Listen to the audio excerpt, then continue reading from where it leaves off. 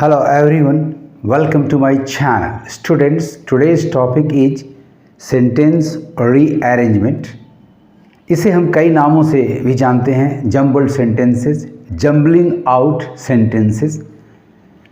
Asked in the IBPS RRB clerk mains examinations. We are here discussing the question asked in 2023 for the preparation of the examination, the forthcoming examination in 2024. तो topic शुरू करने के पहले आइए इस video को like कर लें, मेरे चैनल को सब्सक्राइब कर लें, साथ साथ बेल आइकन को प्रेस कर लें ताकि आपको लेटेस्ट नोटिफिकेशंस मिलते रहें।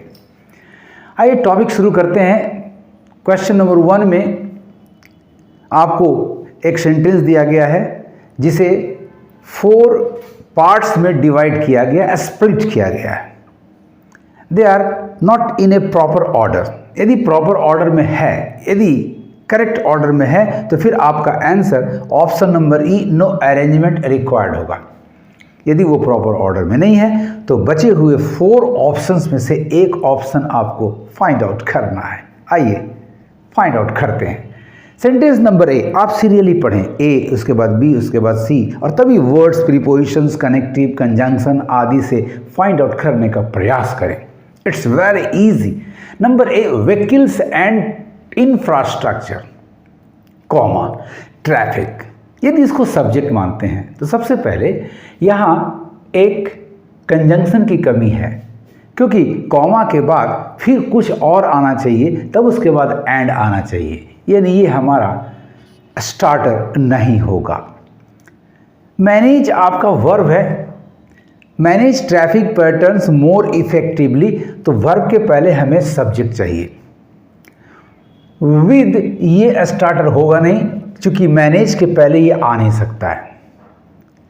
Manage traffic patterns more effectively, management systems can predict and, इसका मतलब इसकी बारी पहले होगी।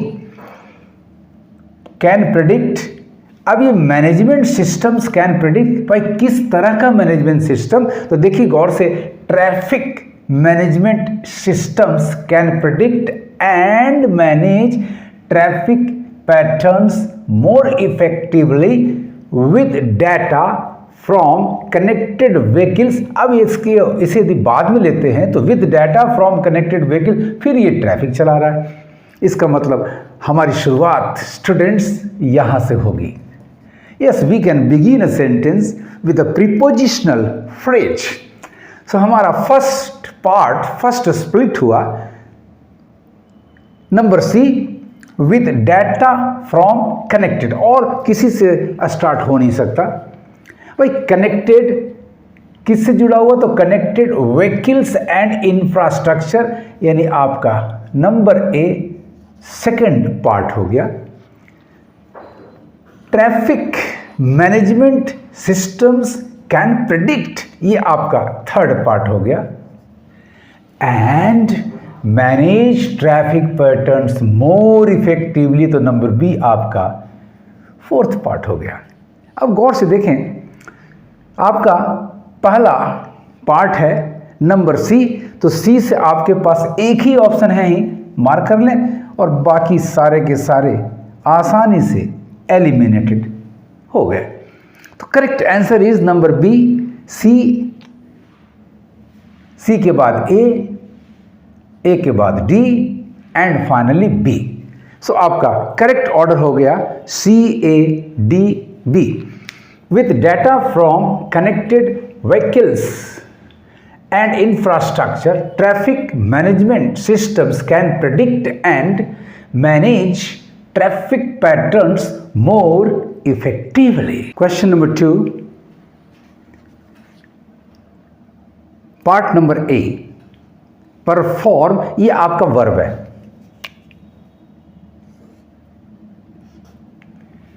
वर्ब से सेंटेंस स्टार्ट होगा यदि वो इंपेरेटिव सेंटेंस है। Perform a wide range of task from simple, अब ये फ्रॉम सिंपल से जुट रहा है point to point transport to complex manoeuvres in urban environments autonomous vehicles have the potential to, no sorry, A first नहीं होगा क्योंकि टू के बाद परफॉर्म फिट बैठ रहा है, इन्फिनिटिव वर्ब। इसका मतलब हमारी शुरुआत नंबर डी से होने जा रही है। कितनी आसानी से आप फर्स्ट पार्ट को, फर्स्ट सेंटेंस को, यदि पैसेज है तो एक सेंटेंस है तो फर्स्ट पार्ट को, फर्स्ट स्प्लिट को बड़ी आसानी से फाइंड आउट कर सकते हैं। स्टूडेंट्स, पहला हिस्सा आपको बड़ी आसानी से, देखिए सीरियली पढ़ेंगे आप, सिलसिलेवार ढंग से पढ़ेंगे तो ढूंढने में दिक्कत नहीं होगी। तो फर्स्ट पार्ट आपका हो गया नंबर डी। गौर से देखिए, ऑप्शंस को एग्जामिन करिए, देखिए कितने कम समय में आप आंसर दे करके अगले सवाल में निकल सकते हैं। तो ऑप्शन को एग्जामिन करें, सारे ऑप्शंस को ध्यान से देखें। तो डी से शुरू होने वाला हिस्सा आपके पास दो है, एक है नंबर सी और दूसरा है नंबर डी, यानी बड़ी आसानी से ए, बी, और चूंकि रीअरेंजमेंट की आवश्यकता है नंबर ई एलिमिनेट हो गया। You have now to concentrate on the options C and D. अब सेकेंड स्प्लिट को पकड़ना है कि डी के बाद ए आता है, यहाँ भी डी के बाद, यानी थर्ड पे आपको जाना होगा। थर्ड में यहाँ आ रहा है सी, यहाँ आ रहा है बी, यानी दो स्प्लिट्स और ढूंढने हैं आपको। तो पहला हो गया D, autonomous vehicles have the potential to, क्या करने का पोटेंशियल, टू परफॉर्म, ये आपका सेकेंड स्प्लिट हो गया। To perform a wide range of task from simple point to point transportation. देखिए फ्रॉम और टू का पेयर बनाना है आपको।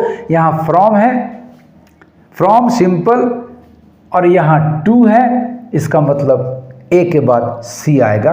This is the third one. और गौर से देखिए आपका आंसर मिल गया, डी उसके बाद ए उसके बाद सी, जबकि यहाँ ए के बाद बी आ रहा है। So this is eliminated. The right answer is this option number C, D A C B. तो फ्रॉम का पेयर टू से बनता है, तो आपका ए के बाद नंबर सी आ रहा है, from simple point to point transportation to complex, और तब उसके बाद बी आ रहा है, maneuvers in urban environment. This is the fourth one. First one student D, option number C देखें, followed by A, then by C and finally by B. The right option is this D A C B. Autonomous vehicles have the potential to perform a wide range of tasks from simple point-to-point transportation to complex maneuvers in urban environments.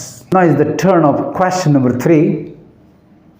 Split number A है learning and the individualized pace at. At के बाद देखिए कौन सा part आता है। तो learning and the individualised pace at a singular letter, ये नहीं आ रहा। At which students absorb information, यानी ए के बाद ए और सी का एक लिंक बन रहा है, एक जोड़ा बन रहा है, यानी ए के बाद सी। So learning and the individualized pace at which students absorb information, depth of understanding the process of, अब यहाँ depth of understanding the process of के बाद देखिए learning आ रहा है, of learning, यानी ए के पहले, यानी ठीक इसके पहले डी की बारी आ रही है। Depth of understanding the process of learning, यानी इसके पहले डी की बारी आ रही है। बड़ी आसानी से आप पकड़ सकते हैं। अब आपका 3 स्प्लिट्स का order, correct order find out हो गया। बचा आपके पास नंबर बी, यानी डी के पहले आपका बी हो जाएगा। This is the right answer students. शुरुआत बी से है, तो देखिए ऑप्शन ए में डी से है, ऑप्शन बी में सी से है, ऑप्शन सी में ए से है। ये बड़ी आसानी से एलिमिनेट हो गया। ऑप्शन ई, चूंकि रीअरेंजमेंट की जरूरत है, this is also eliminated. The right answer is 10 number D, B D A C. पहला सेंटेंस आपका बी होगा, पहला पार्ट बी होगा। दूसरा आपका डी जा रहा है, तीसरा आपका ए, और चौथा आपका जा रहा है सी।